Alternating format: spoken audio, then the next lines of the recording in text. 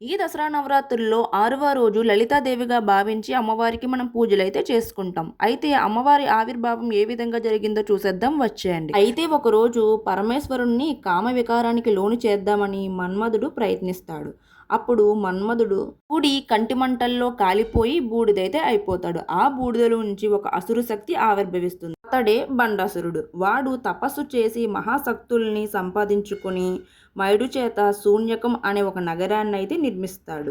అక్కడి నుంచి బలగర్వంతో దేవతలందరినీ ఓడించి సృష్టిలో ఎవ్వరూ చేయనటువంటి దారుణాన్ని అయితే చేస్తాడు. దేవతలందరినీ బాధించాలంటే వాళ్ళని సుఖభోగరహితుల్ని చేయాలని వాళ్ళలో ఉన్న పురుషాంగాల్ని తొలగిస్తాడు.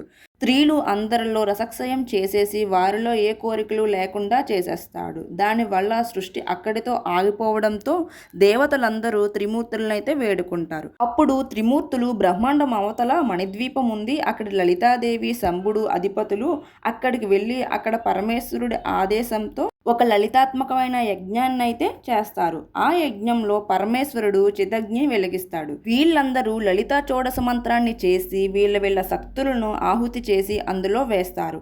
అప్పుడు అమ్మవారు కోటి సూర్యుల ప్రకాశిని అయి ఆవిర్భవిస్తారు. అమ్మవారు కోటి సూర్యుల ప్రకాశిని అయినా కానీ అమ్మవారు కోటి చంద్రులంత చల్లగా ఉంది.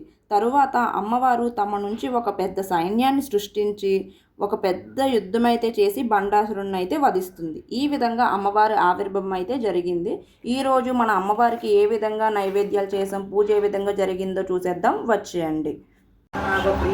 శ్రీ రమాయ నమః, శ్రీ పద్మమాలాధరాయ నమః, శ్రీ దేవి శ్రీ పద్మిన్య శ్రీ పద్మకన్య శ్రీ పుణ్యగంధాయ శ్రీ సమాయ శ్రీ ప్రసాద్. ఈరోజు ఈ విధంగా మన పూజ అయితే కంప్లీట్ అయిపోయింది. అమ్మవారికి రవ్వ కేసరి నైవేద్యంగా చేశాము.